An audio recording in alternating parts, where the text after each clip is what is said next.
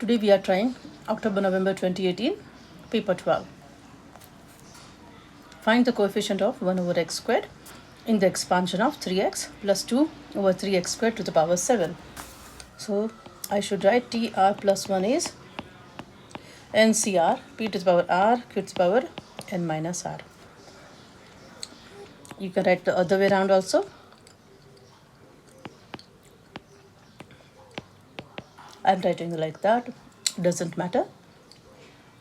N is 7, 7CR, 3x to the power R, 2 over 3x squared to the power 7 minus R.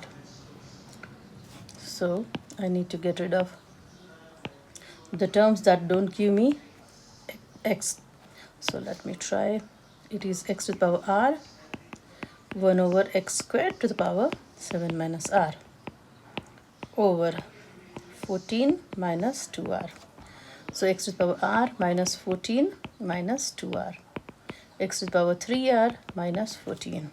Now we need the term with 1 over x squared. So I'm comparing it with, which is x to the power negative 2, x to the power 3R minus 14. So 3R minus 14 is negative 2. So that is R is 12. 3R is 12, R is 4. So I'm writing now 7C4, 3x to the power 4, 2 over 3x squared to the power 7 minus 4. 7C4, which is 35, times 3 to the power 4 times x to the power 4, 2 to the power 7 minus 4 is cubed, 3 cubed, x squared times 3. So 38 times 3 to the power 4 times 2 to the power 3 gives me, and divide by 3 cubed. Everything together gives me 840. And that's x to the power 4 and over x to the power 6. X to the power 6 minus 4. Larger power minus smaller power. 840 times 1 over x squared. Coefficient of 1 over x squared is 840. Even if you write instead of this p to the power q to the power n minus r, if you write p to the power n minus r, q to the power r, you will still get the same answer. So don't have to worry about that. Question number 2. Showing all necessary working, find integration of 1 to 4 square root of x plus 2 over square root of x dx. So I'm writing 1 to 4 x to the power half plus 2. So this is x to the power 3 over 2 over 3 over 2, negative half plus 1 over negative half plus 1, 1 to 4. So 2 over 3, x to the power 3 over 2, 1 to 4, minus, that becomes now plus, negative half plus 1 is half. So that is 2 times 2, 4, x to the power half, 1 to 4. So that's 2 over 3, and I write like this, 4 to the power 3 over 2 minus 1 to the power 3 over 2 plus 4.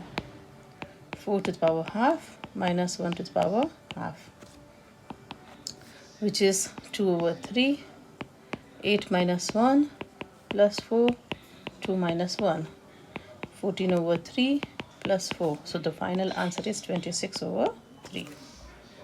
Let me try number 3 now. The diagram shows part of the curve y is x 9 minus x squared and the line y equals 5x, intersecting at the point at the origin O and the point R. Point P lies the line on the line y equals 5x between O and R, and the coordinate x coordinate of P is t. Point Q lies on the curve and PQ is parallel to y-axis. Express the length PQ in terms of t, simplifying your answer. Now y equals x 9 minus x squared is the equation of the curve, and the line is y equals 5x. So point P is where it is also on the same Q, and line y equals 5x. All right, so now it says x coordinate of P is t. So P is on x 5x because y equals 5x, where x is t. So that becomes x is t and y is 5 times t. So t 5t. Next one. Now I need q. Q is same, x coordinate is same t, and I have to write for y coordinate, I have to write in place of x, I have to write t in the equation of the curve, which is that. So I'm writing y, x is t and y is t, open bracket 9 minus t squared. So that's 9 times t minus t cubed. All right, now length PQ is square root of x2 minus x1 squared plus y2 minus y1 squared. So t minus t squared, 0 squared is 0, plus 9t minus t cubed minus 5t squared, which is square root of 90 minus 5t is 4t minus t cubed, and square of it, which is 4t minus t cubed. All right, given that t can vary, find the minimum value of length PQ. Now PQ is 4t minus t cubed. So d of PQ, differentiation of PQ with respect to t is, I'm writing negative, so 4t becomes 4, negative 3t squared. All right, now maximum value of P. So at maximum point, d PQ over dt is 0. So 4 minus 3t squared is 0. So 3t squared is 4.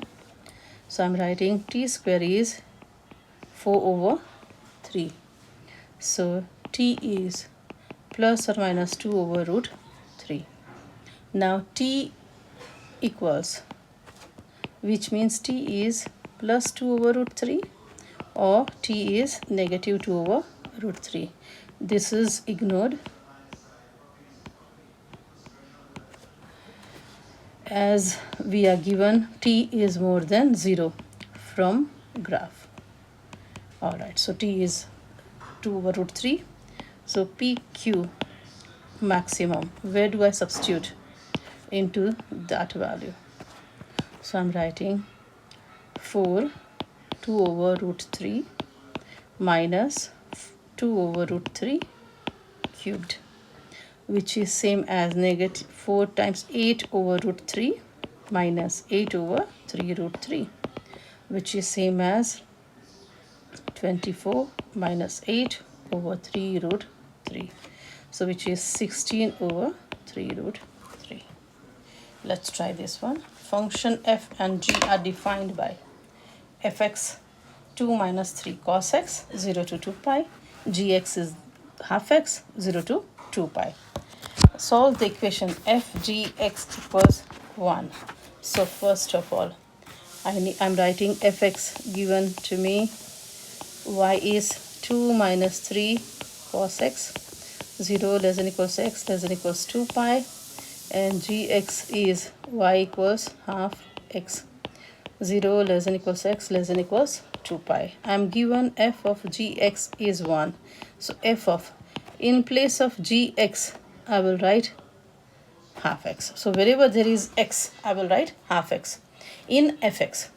So I'm writing f of, first of all, I should write f of half x equals 1. Now in wherever in x, f, there is x, which is here, I will write half x, which means 2 minus 3 cos half x is 1. So I'm sending cos 3 cos half x there and 1 there. 2 minus 1 is 3 cos half x. 3 cos half x is 1. So cos half x is 1 over 3. Basic angle alpha is cos inverse 1 over 3. Cos inverse 1 over 3 is 1.23 to 3 significant figures. Now I have this cos half x is positive. So cos is all STC. Cos half positive is there and there. So that's theta, and that's 360 minus theta. But that's the radian form. So instead of 360, I should write 2 pi minus theta. So I'm right. Before, don't forget to change your calculator mode to radian, because your range given to us is in radian form. So please remember to change into radian mode. All right. So I write half x is 1.23, or now first of all, it is 0 less than equals x less than equals 2 pi. So I'm multiplying by half because I need half x. If you see, we need the half x, right? So 0 less than equals half x less than equals pi.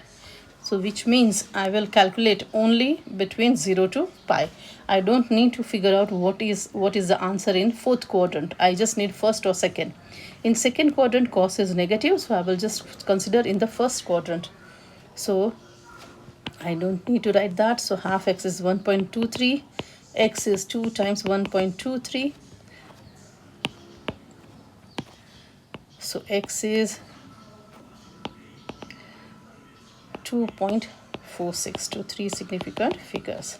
Sketch the graph of y equals fx. So now, first of all, I have the graph is, I sketch the graph y equals fx. Fx is 2 minus 3 cos x. So I'll try negative 1 less than equals cos x less than equals 1 times negative 3. So 3 negative 3 cos x negative 3. Now let's swap the sides. So negative 3 less than equals 3 cos x less than equals 3 as it is. Now I am adding plus 2.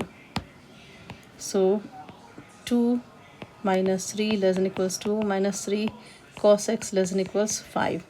So that's negative 1 less than equals fx less than equals 5. That means my graph will be between negative 1 and 5. The peak will be at negative 5. Okay, the graph of cos x is like that, right? Y equals cos x. Now if you see the graph of, it is negative 3 cos x, which means the y value it is negative value, which means it is the reflection in x-axis. So which means I should draw like that. Now my new graph y equals negative cos x, but that's times 3. So this will be times 3. So positive 3, and that will be negative 3. And then it is plus 2. So negative 3 plus positive 3 plus 2 and plus 2. So that becomes negative 1, that becomes 5. Hope you understood. So I'm drawing that now.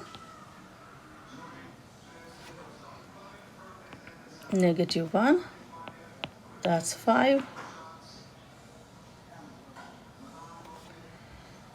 And the halfway, negative 1 plus 5 divided by 2. So that's 2. So that's 2. All right. Always remember y equals cos x like this. But when it is negative cos x, it is the reflection in x-axis. Let's try the next one. Number 5 now.